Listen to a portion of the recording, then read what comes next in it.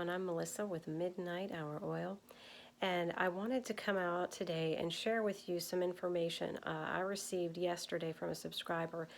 I had uploaded a video yesterday where I shared a dream and a word I received from the Lord a few weeks ago that no man will know the day or the hour, and I shared in the video about the dream where I was trying to figure out what time it was, and none of the clocks worked, none of, my phone didn't work, my watch didn't work, and so anyway, I shared all that in the video I uploaded yesterday, and how I was trying to understand how it would be possible for people to not be able to track time during the time of the tribulation, which is what I felt the Lord was saying with that word and dream. And so a subscriber, Sharon Brown, God bless you, she sent me a link to a video. This video came out in September 2015. Gary Stearman from Prophecy Watchers interviewed Brent Miller. All right, now Brent, he is very well versed in eschatology, and he compares the days of Noah to what's going to happen during the time of the tribulation, and he talks about that pole shift that we have all heard is coming. The pole shift is prophesied in Scripture to happen, and Brent is explaining how there was a pole shift in Noah's day, okay, and how that pole shift, he explains scientifically how that pole shift caused the flood. And he's explaining that he believes, based on what the scriptures say about things like all the islands being moved from their places, every one of them on earth, that this pole shift that's coming during the time of the tribulation will be a crustal pole shift. And I'm not going to try to explain what that is. If you watch on into this video, I am going to put both videos, both interviews with Brent Miller. The first one's called The Coming Pole Shift. The second one is Fire in the Sky. I highly encourage you to listen to both of these videos that follow this brief intro because it is absolutely mind-boggling. So when Brent was explaining what this crustal pole shift will do to the earth, he talked about something like an EMP that would come from the center of the earth and knock out grids worldwide, okay? So, and that's what I was saying yesterday. I didn't understand how that could happen. And then as they were talking, Gary literally says, so basically you're saying nobody will be able to track time. See, because Brent is talking about how the Bible prophesies that the earth, when this happens, will rock and it will reel like a drunkard, and how that will affect the way the sun rises and sets, so you won't even be able to track time because everything's going to be thrown off balance. So what I was saying yesterday was, possibly leaving a calendar, 10, 20-year calendar behind, but I don't know that that would even help people because it sounds like what's coming is a fate worse than death, to be quite honest with you. So if you have loved ones, family, friends, neighbors, coworkers that don't know the Lord, please pray, and please share this video, because maybe just realizing what is coming will spur people on to make a decision for Christ, or to pray for family, to pray for them more. I hope that you will take time to listen to this, and I ask that you would please share this. And if you don't know Jesus as your Lord and Savior, please take time to read what I've provided in the description box below. And I encourage you to make a decision for the Lord. You do not want to be here for the tribulation. So please take time to watch. It's going to be about 45 minutes, the next couple videos with Gary Stearman and Brent Miller. God bless.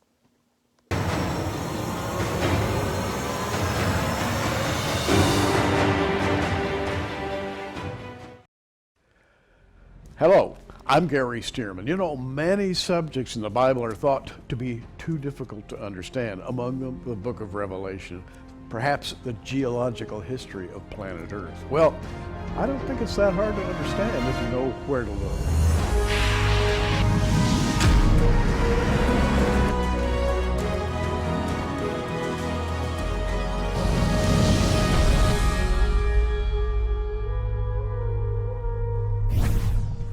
And with us today to discuss these matters, we have Brent Miller. And Brent has, by the way, produced or co-produced Decoding the Future, which is a study in Revelation. But Brent, when you study Revelation, it actually takes you back across the entire Bible, right? True. Revelation is the culmination of the entire Bible. It ties in with Genesis beautifully. Now, we're going to start today by talking about the days of Noah. Jesus, talking to his disciples, and it's recorded in Matthew 24, said, "But as it was in the days of Noah, so shall it be in the days of the coming of the Son of Man." In other words, as it was, and which then prompts us to go back and look at the days of Noah and find out how they really were. So let's talk about that for a little bit. We have the creation of man. We have the antediluvian civilization. And I think more and more is being learned about that time period. And you've done considerable research yourself. So let's talk about what interests you about the days of Noah. Well, Matthew refers to the days of Noah in a generic sense. I believe there's quite a number of aspects to the days of Noah.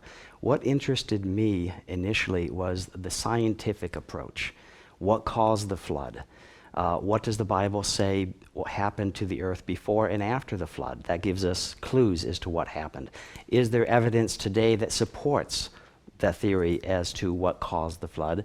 And is there any prophecies as to whether that event will reoccur in the future? Because if the phrase, "as in the days of Noah," is true, very much all aspects of that time will be replicated in the future. And what I'm referring to specifically is we have come to the conclusion that part of one of these events is a pole shift that happened at that time, which was an instrumental part of the flood, which we feel the Bible supports it, and it also talks about an upcoming pole shift in the near future. In other words, a pole shift then, which resulted in a flood. There will be another pole shift in the future as described in Revelation. Right. But it will have a different effect than the one in the days of Noah. In fact, the Lord told Noah that he would never again destroy the world by flood, or by, I guess, totally covering it in water. But on the other hand, we read a lot of prophecy in Isaiah and other places that suggest a pole shift. I've got my Bible open here to Isaiah 24:20. "The earth shall reel to and fro like a drunkard." Well, that's a graphic description of something wobbling. And for something the size of the earth to wobble, I can't even imagine. Yeah. Tell us, what you see when you look at Scripture, both in Genesis and in Revelation. Right, absolutely. The first thing is what you described. The type of pole shift we're talking about is not a magnetic pole shift, which scientists are saying the Earth flips on its north and south pole magnetic axis frequently. In fact, we have a wandering north magnetic pole. It's somewhere in the Hudson Bay right now. We're not talking about that type of pole shift. We're talking about a geographic pole shift, one that is incredibly dangerous to the earth. It actually shifts the entire planet, as you mentioned, Isaiah talking about the planet wobbling. So let's look at the days of Noah before the flood. We find that before the flood, there's a description in Genesis 2:6 that the whole earth was watered by a mist and that there was no rain.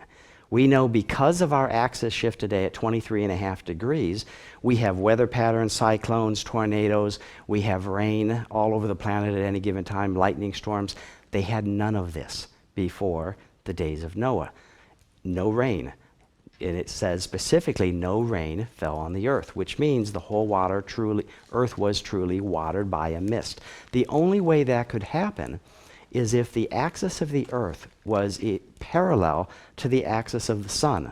So as it spun on its axis in its rotation around the sun, it became a temperate climate from North Pole to South Pole. The entire planet was basically a paradise, a garden. There was no polar caps at that time. We also see another clue as to the pole shift is that when the flood came, Genesis tells us that the fountains of the deep were broken up.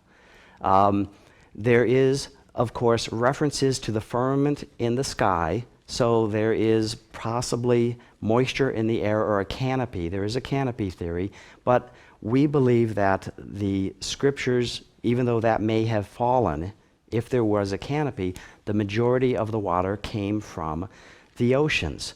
Now, if you have a pole shift and physically, geographically shift the poles of the earth, grab the earth, shift it, it would not only wobble but then stabilize at its current axis orientation of 23.5 degrees, but in the process, the centripetal force would slosh the water from the oceans around the planet. That there's more than enough water to cover every mountain on the planet. Now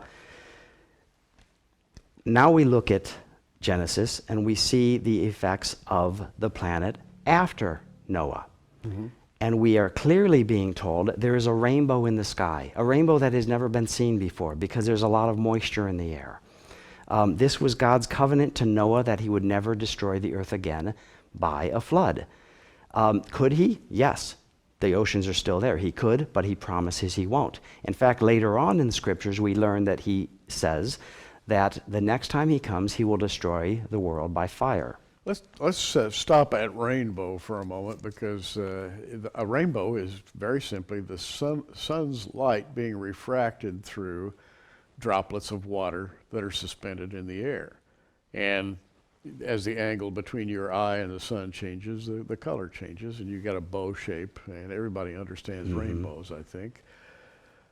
But it's what you said really strikes a chord, because there had never been a rainbow before, meaning there were no suspended moisture droplets in the air, and yet the earth was very, very fertile. It was watered constantly from beneath, but the whole atmosphere was then changed by the judgment that came upon the earth. The whole system was changed. The wind patterns, the tilt of the earth, the weather systems, probably the layout of the continents was shifted radically.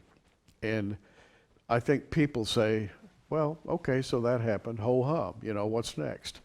But wait, you've done something that I think is very interesting. You have linked the days of Noah in the past with Jesus' statement, as it was in the days of Noah, so shall it be in the days of the coming of the Son of Man. In other words, that whole system is going to be repeated in a slightly different way, but it's going to result in cataclysms nevertheless. And God promised Noah that he would never again destroy the earth by water, but on the other hand, he did say that there would be cataclysms. So let's discuss that a bit. There will be a period of coming cataclysms. Right, there will be. And in fact, there's already scientists with satellite technology and our ability to scan the oceans and to learn more about our planet. In fact, we know more about outer space than we know about our own planet. Yeah. But when they turn their attention on the planet, we are finding things that are making scientists and geologists uncomfortable. Well, let's talk about some of them. Well, for example, they tend to wish to believe in anything that supports evolution or a slow evolution of the human species, not an instantaneous cataclysm that destroys all life on Earth and its reset, as in the days of Noah. So when they look at, for example, cities, huge intact cities on the bottom of the ocean, they don't know what to think. Now, for instance, Malta, the Bahimi Road outside Bahamas, there are two large cities outside the coast of the country of India. One of these cities has debris which has pottery, jewelry, and even human teeth. Now, these cities date back well over to the time of pre-Noah. These are pre-Noah cities. They are huge, massive cities. They could not be constructed by, cavemen with, picks and shovels and axes. These are cities that confound the scientists of the day. We have the Pyramid of Gizas, which we, are astonished at. These same pyramids exist on the ocean floor outside the coast of Japan, 311 miles of cities, complete with walkways, pyramids, temples, buildings, and none of these cities were destroyed by tectonic activity. It is as if hundreds of square miles slowly dropped into the ocean. Now, why would that be? The Earth's equator is slightly wider than it is on the North and South Pole, about 20 kilometers. All right, so you have, because of the centripetal force of the Earth revolving, it is slightly wider. If you change the orientation of the North and South Poles, geographic, you change the shape of the Earth. Cities that now were on land are suddenly at the bottom of the ocean without any tectonic activity, because the bulge of the Earth pushes the new equator out. And land that was on the surface of the ocean now moves under the ocean. So scientists are finding these cities and they don't know what to do. In fact, the one that I just talked about off of the coast of Japan is so huge, they call it a megalopolis. The scientists actually, looking at the photos, looking at the pyramids, looking at the radar sketches, they actually step back and say, this can't be a city because it's impossible. It is bigger than anything that we could possibly create today, even ranging from New York to Boston. It's that size of a megapolis. And so they actually step back and say, we can't comprehend how this exists, but it has to be natural. Yet, there are streets, there are steps, there are buildings, and for all intents and purposes, it is a very advanced civilization that could have made it. Again, pre-Noah. It conflicts with their uniformitarian ideas. In other words, the Earth is millions of years old. Any changes to the planet take place over millions of years. There are no sudden changes. And you seem to be looking here at something that marks a sudden change. Yeah. Where there was a huge city out on top of the land and suddenly it was underwater. And that's exactly, by the way, what the Bible says. In fact, in Isaiah, not only does the earth reel to and fro like a drunkard, talks about islands being moved out of their places. It talks about what we would call plate tectonics, shifting of geographic features on the surface of the planet. If the earth reels to and fro like a drunkard, that means that the poles would shift in some way, maybe reversing what happened in the days of Noah. Let's talk about that. Yeah. The idea of the 23.5 degree tilt of the earth. Okay. What in the scientific community, scientists have long considered a pole shift and the implications of a pole shift. During the days of Noah, it was very clear what type of pole shift we are talking about, a geographic pole shift, where the entire planet actually moves 23.5 degrees, or the whole planet moves. In this particular case, it was 23.5 degrees. Now, there is a much, much, much more devastating type of pole shift that has never happened on the planet. It is a crustal pole shift. It is one where the axis of the Earth continues to spin the way it has been, but the entire outside crust of the planet suddenly shifts around the spinning axis. Now, remember when I said that the equator, wherever the equator is around the spinning axis, is about 20 kilometers wider?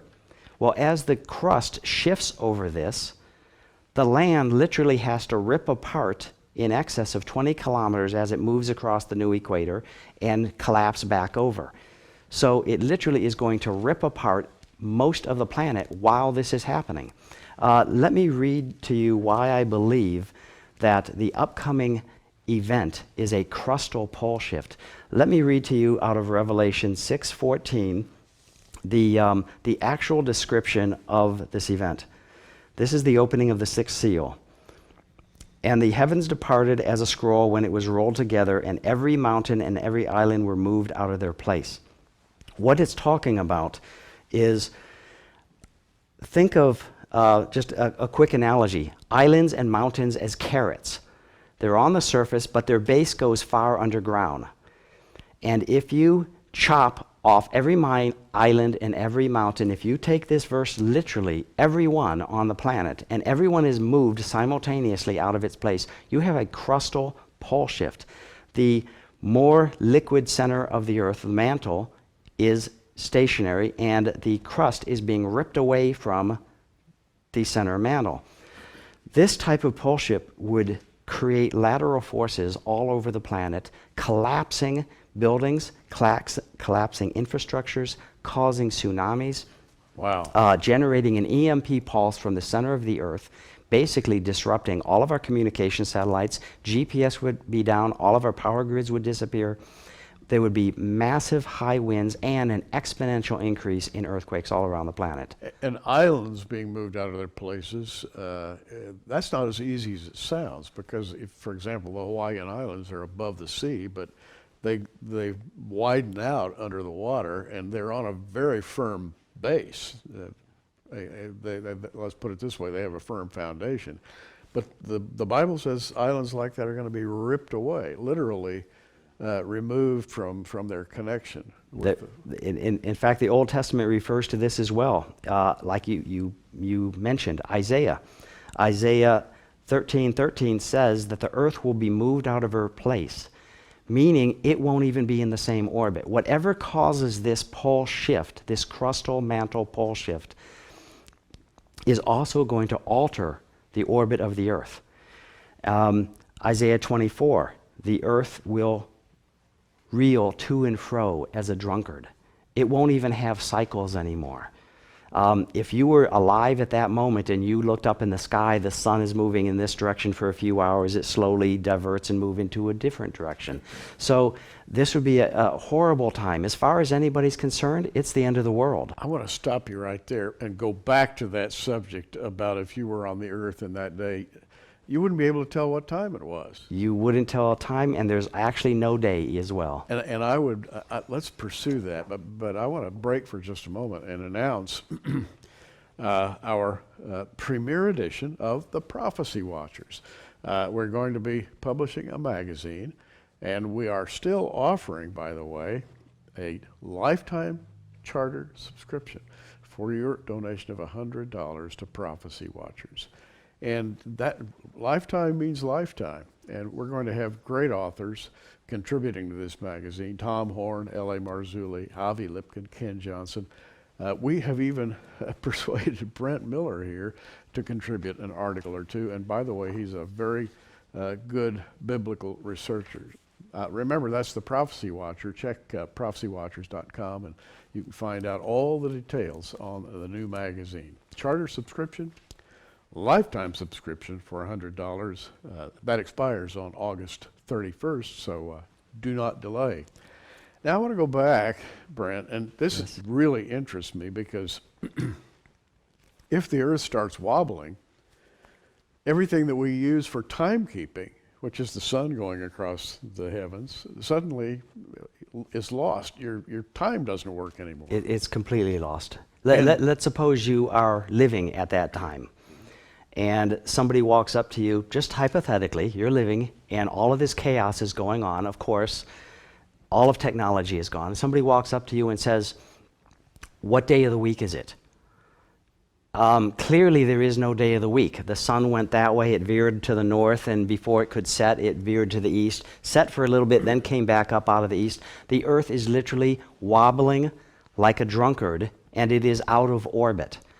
Now, so the person says, okay, forget that, that's too hard of a question. Are you saying that no man knows the day or the hour? No man knows the day or the hour. He'll ask you what time it is. There's no cycles. Yeah. So what do we have here? We have an event, literally an event that you could call. Nobody knows the day or the hour. An interesting part is that when Jesus was asked, when would he return, he described such a scenario. Nobody will know the day or the hour. And we know that when he returns, he brings the wrath of God with him for punishment on the unrepentant world, which is after this. That is so fascinating because we're all, anyone who studies prophecy is kind of a calendar nut, if you will. We all look for dates and times and anniversaries and things that will give us some reason to think that we're connected to the times and seasons. But in that day, literally, nobody will know the day or the hour. So during the tribulation, going up to the second coming of Christ, Not the rapture we're talking about here. We're talking about the Right. second coming of Christ. No man literally will know the day or the hour. We'll know the day or the hour. In fact, in the Old Testament, it does give an indication. It says that, and I will paraphrase, the Antichrist seeks to set the times and the seasons. He actually wants to create a calendar and set the times. He has to, because there is no calendar and there are no times yet. He doesn't have the opportunity to do that because Christ returns before he has the opportunity, before things stabilize, become cyclic once again, before he can create a new calendar. Now, this brings us to the book of Revelation, the revelation of Jesus Christ. And when John wrote this, John wrote about the future. He wrote about the day of the Lord. He wrote about the 7-year tribulation. He wrote about the seals. He wrote about the trumpet judgments, the vial judgments, or the bowl judgments, as some people call them bowls of wrath. Some people call them vials of wrath. But we're talking about something totally unprecedented here. But you make a great point, which we discussed before we came on today, and that is that what happened in the days of Noah is going to re-happen, but in a slightly different, even a reversed way. Explain that. Yes, Gary. When God created the heavens and the earth, he did everything in a very specific, very precise order. The first days of creation created an order of creation. Even God himself has an order when he brings his wrath to earth.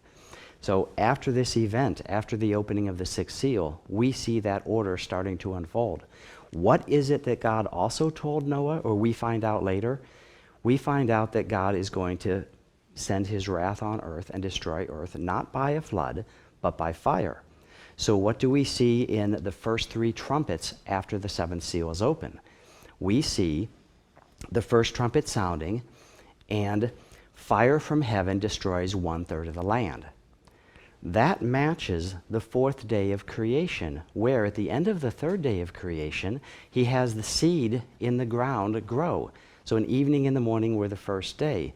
So days start in the evening. The next day, where you have sunlight, you have the plants growing. So the 4th day of creation, 1/3 of it is reversed with the first trumpet. 1/3 of all the vegetation is destroyed.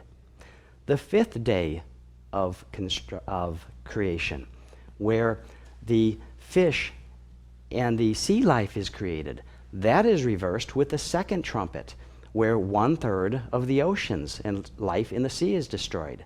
The 6th day of creation, where the creepy, crawly things of the earth and all the land animals are created, that's reversed, 1/3 of it, in the 3rd trumpet, where asteroids, presumably asteroids, come down, fiery asteroids, and affect and poison 1/3 of all the fresh water. Well, mankind would be smart enough not to drink that. However, the animals and creepy, crawly things of the earth would drink that, killing 1/3 of the mammals. So we see an order of creation, we see an order of destruction. And those parallels continue throughout the entire wrath of God sequence, resulting in the very final day where he, finishes Armageddon and sets up his throne in Jerusalem. And to destroy the earth by fire, where would the fire come from? It says from the heavens. The but fire. The biggest fire we know about would be the sun. Correct. Yeah. If you actually look at the verse itself, let me go through that verse. The very first trumpet opens, Revelation 8:7. The first angel sounded, and there followed hail and fire with blood, mingled with blood, and they were cast upon the earth, and 1/3 part of the trees were burnt up, and all green grass was burnt up. If you look at the actual wording, remember, if you look from a viewpoint of a Jew 2,000 years ago, he records exactly what he sees. Not in scientific terms, just what you see. Now look at this from a scientific viewpoint. Let's make an assumption, you have a CME, coronal mass ejection, coming from the sun to hit the earth. Plasma from the sun is viscous. Think of it as literally liquid fire. Liquid fire, what a thought. An Wow. analogy of like the lake of fire. the surface of the sun as an analogy. I'm not saying that's what it is, but if you have that heading toward Earth, it leaves the sun at about 2 million degrees. By the time it hits the Earth, they theorize it could be no less than 6,000 degrees Fahrenheit, no less. Now, as the pressure wave, because it has mass, pushes through the atmosphere, the minus 150 degrees Fahrenheit of the outer atmosphere is hitting the surface of the stratosphere, freezing all the crystals. As the pressure waves push through, it creates ice, hail. I can tell we're going to need more time to discuss this. Would you come back on another program? Well, I'd love to go through this whole thing in detail. But before that, I want to mention Decoding the Future, both in DVD and Blu-ray form, 7 DVDs, 10 hours devoted to a study of the book of Revelation like you have never seen in your life. It was, Brent, this is, you are to be congratulated along with others who produced Decoding the Future. I think it's the best study in Revelation for the man on the street that I have ever seen. If you go through these DVDs, you will live the book of Revelation. You'll understand what Brent really needs more time to talk about, and the documentation, the use of scripture, traveling to foreign lands where the things actually happened that are discussed in Revelation. This is just a phenomenal trip, and it's also a phenomenal educational tool. You want to understand Revelation? Go through Decoding the Future. 7 DVDs, 10 hours, yours for $149.95 in either Blu-ray or a standard DVD.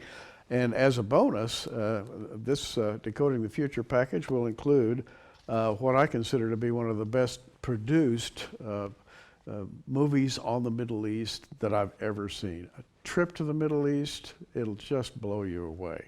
And it's called The Final Prophecies. Again, everything Brent Miller is connected with is first class, and it's just phenomenal.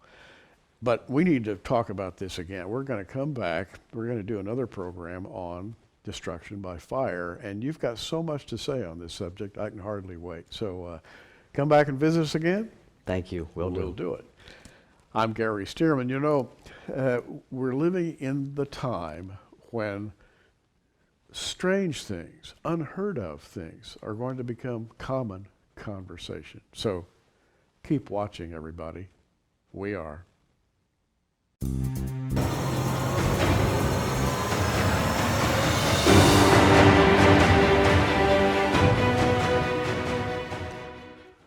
What's meant in the Bible when it suggests that the world will be destroyed by fire in the last days? Today we're going to talk about that, and you'll be amazed at what we've discovered.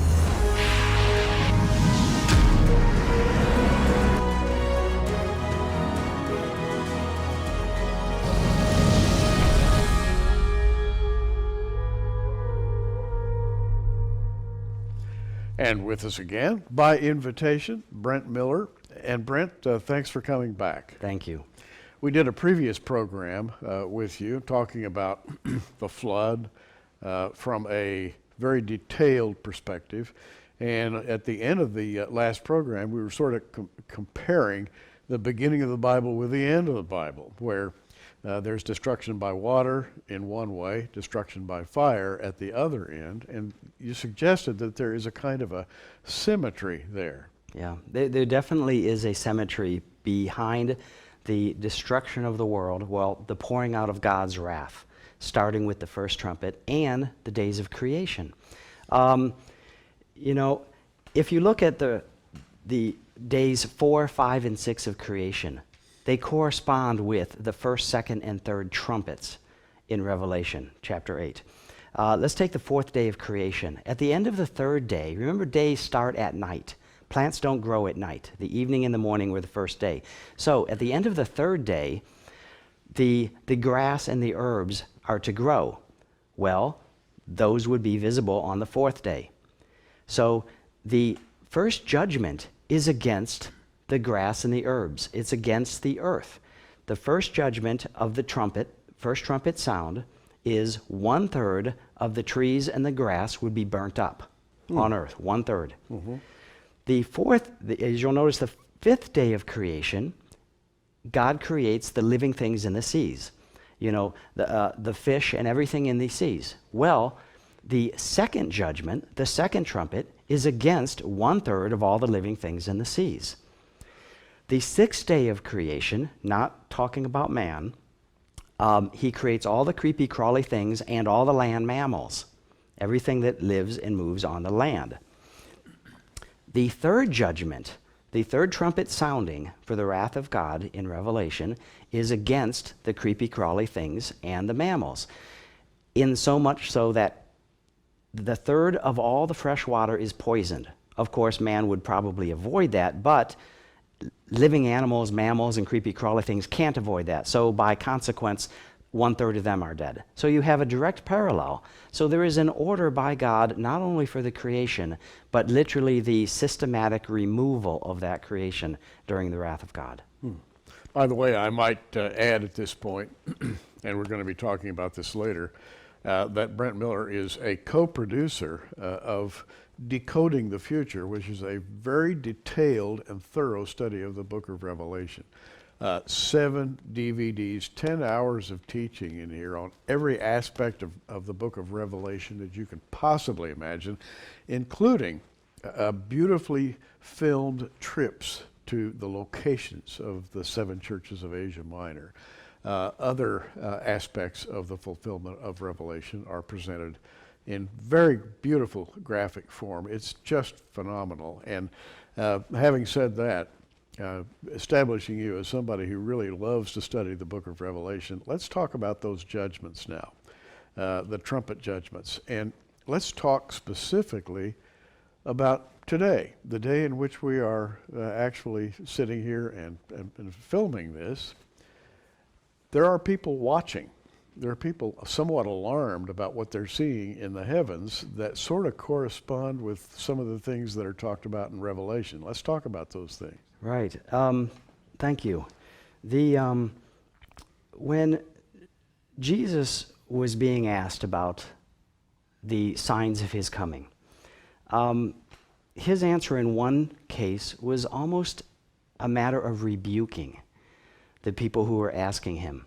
You didn't know the day of my visitation, almost as if you should know. We now know in retrospect that it was made very clear, so many years after the decree for the rebuilding of the temple. So, consequently, if in the scriptures he tells us when his first coming is, why wouldn't he tell us the second coming? He gives us signs for the first coming, which most people ignored, over 200 of them. There are many, many signs for the second coming. Most prophecy experts focus on world events, but as you said, there are celestial events as well. In fact, one of the things Christ said is that the heavens would be shaken as a fig tree, an untimely fig tree, losing its figs as the winds shake it. So let's look toward the heaven from that regard.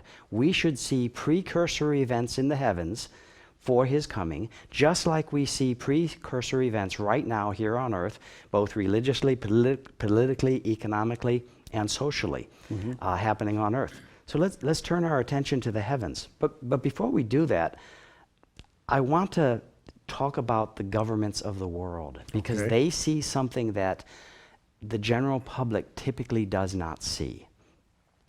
In the last few years, the governments of the world have been collecting and storing seeds, and they're doing it at neck-breaking speeds. Massive seed vaults are appearing all over the planet. The most famous one was in Norway, where they took an ice island 600 feet off the ocean floor, dug right into granite, and have a massive seed vault, basically in cold storage.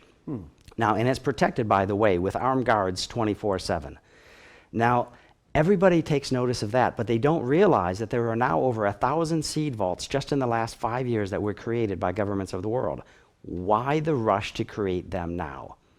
Second thing we're seeing is that governments of the world, as you mentioned earlier, Russia, United States, and various other countries are building underground, not bunkers, but cities, small cities out of rock under the ground. For what purpose? NORAD announced just this year that they were transporting at an incredible cost to the taxpayer, a lot of high-tech military equipment into the Cheyenne Mountains to, and I quote, to protect it from the possibility of a natural EMP pulse. What could be natural?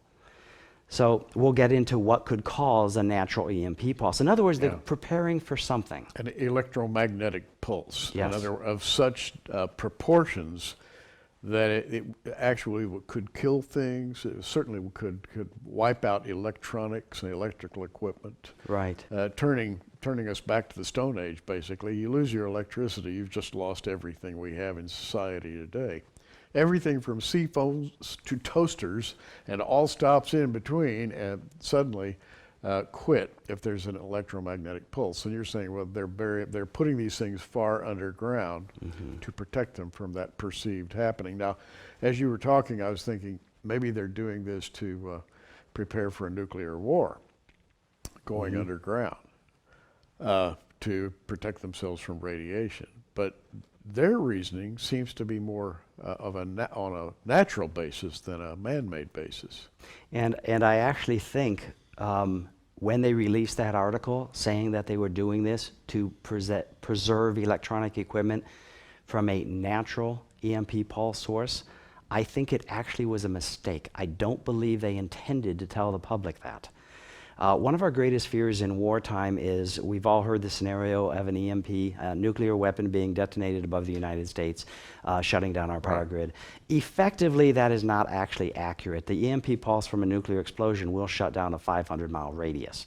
You need several of them for the power grid of the United States. It would still shut us down, essentially, but it wouldn't shut down the whole planet.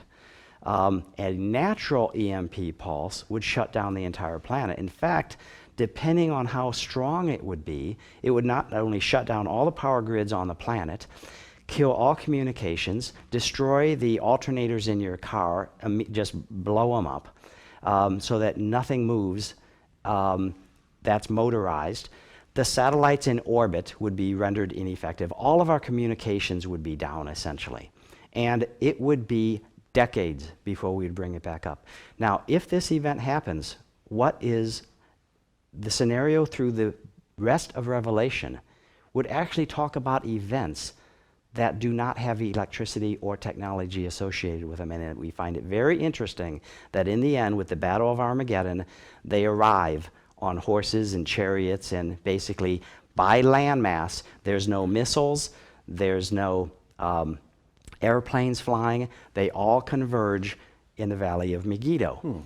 You know, they're coming the old-fashioned way. 2,000 years ago, the armies are converging to do battle. Well, you know, you have in Revelation, Revelation 6:15, the leaders of the earth are taking emergency action.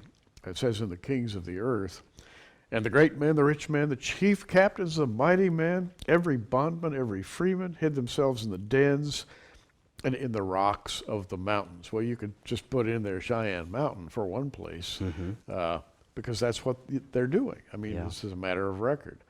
But then comes this verse, immediately following it, and said to the mountains and rocks, fall on us and hide us from the face of him that sitteth on the throne, from the wrath of the Lamb, for the great day of his wrath is come, and who shall be able to stand? So some people will actually know that this is a judgment of God.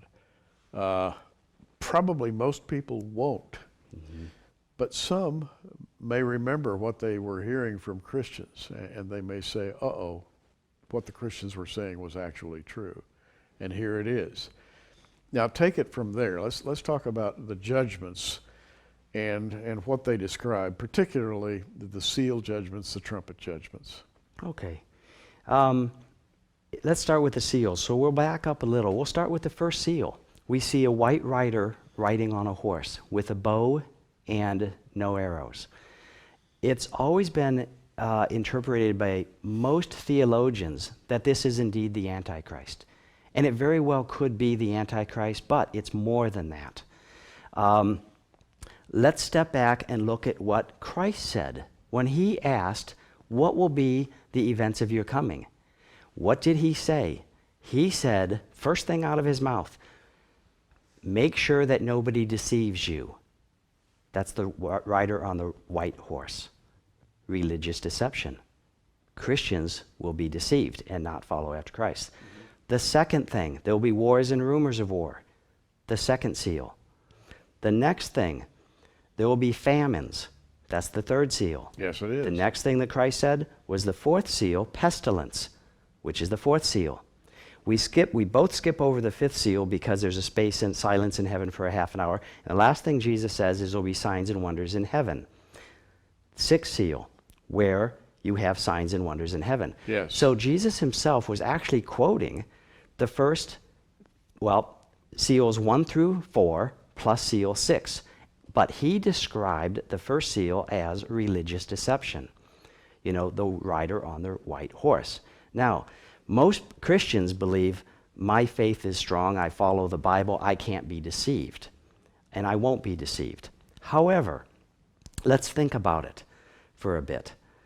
How many Christians today believe in evolution? It's over 30%. Yeah.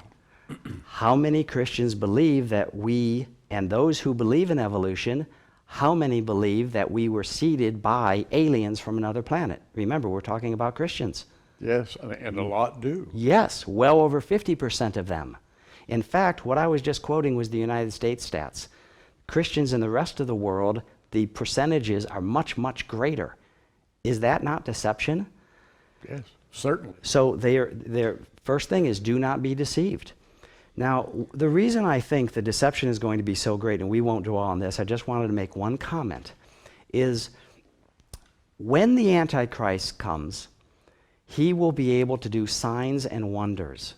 Those two Greek words, signs and wonders, are specifically powers of God himself. Christ performed miracles using those same two root Greek words. The description is the same. For some reason, God gives Lucifer literally his power so that when he deceives the world, he produces signs and wonders proving to somebody that he is God.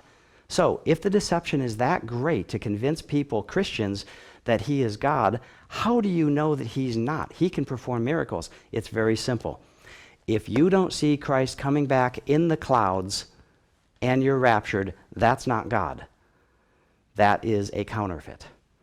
But Wow. We're getting beyond ourselves. Okay, having gone through the seals, let's go now to the seventh seal, which when it is opened, it unleashes a group of trumpets 1 through 7, which take us into the judgments that I really want to talk about today, because you've got I think, some very unique and original thinking here. Thank you. As you mentioned earlier, Noah, during Noah's flood, God presented a rainbow, a covenant that he would never again destroy the world by a flood. And later we find out that he would destroy the world by fire.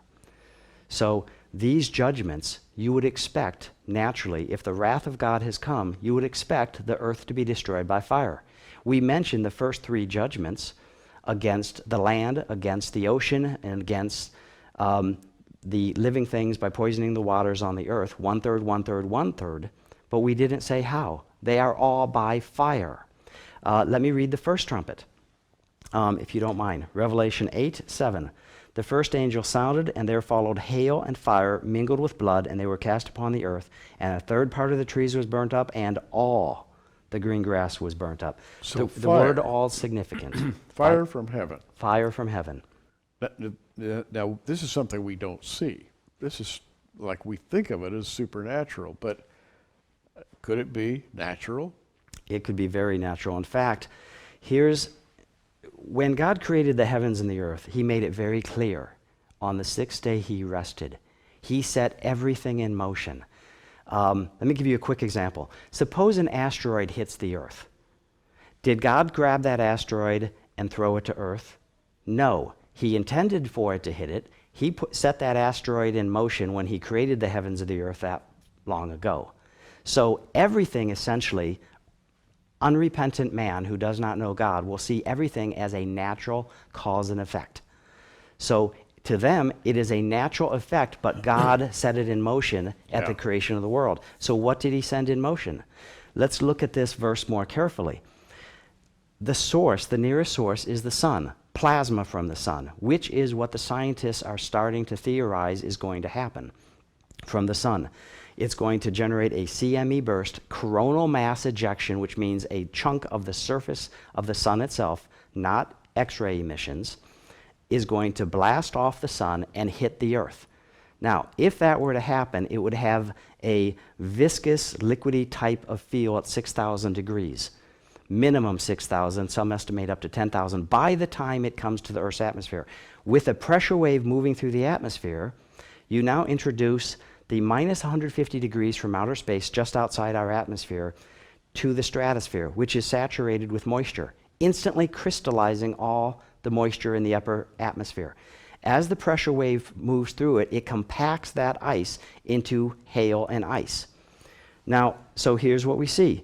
And there followed hail and fire mingled with blood. Where's the blood? As it moves through the atmosphere, at any given moment in the United States, there are about 54,000 airplanes flying in the air. They all have aluminum skins. The skins vaporize at about 1,200 degrees Fahrenheit. Remember, we're at 6,000 minimum. We have vaporized all the planes and all the people in the planes and every bird and insect in the air. There's your mingled with blood. Now it continues on its way and it hits the earth. Third part of the trees were burnt up and all the green grass. The key part here for me is all the green grass. A liquid would flow on the ground and go into every crevice and destroy everything. You're talking about a plasma. Plasma. This ejection from the sun would be, Yes. It's not gas, but it's a state of matter called plasma. Fourth state. Which is very dense and very hot, and it would be like liquid, you've called it liquid fire. Yeah. Which is absolutely horrifying to me to think about that. Yeah. But when it comes, it would literally hit the earth with an impact and spread out. It would spread out, and hence all the green grass was burned up. In John's vernacular, this one sentence is a perfect description of a CME blast hitting the earth. Now, we mentioned earlier that the governments of the world know something that we don't know, right? Sure. 2 years ago or 3 years ago, they suddenly, all the governments immediately started creating seed vaults. They started escalating the building of underground bunkers in cities, and at the same time started putting stuff into caves. For instance, the United States just announced that NORAD is collecting all of this and putting it back in the Cheyenne Mountains. What did they see? We now know what they saw. Last year in July, NASA announced that 2 years prior, January of 2012, there was a CME blast that came out of the sun. A CME blast that literally would have wiped out all life on Earth. Far more intense than what this shows. The blast missed Earth by 3 weeks. It was actually 3 weeks behind Earth. It shot past Earth. If Earth was 3 weeks back in its orbit, we wouldn't be here today. But of course that can't happen because God doesn't want that to happen. Question is, why did God show us that blast? He's giving us signs in the heavens. He's telling us what's happening. And we now have the capability of seeing those signs. We see that. They have a satellite system that can see those. Hang on just a minute right there, and we'll rejoin that idea. Right now, I want to mention our upcoming magazine.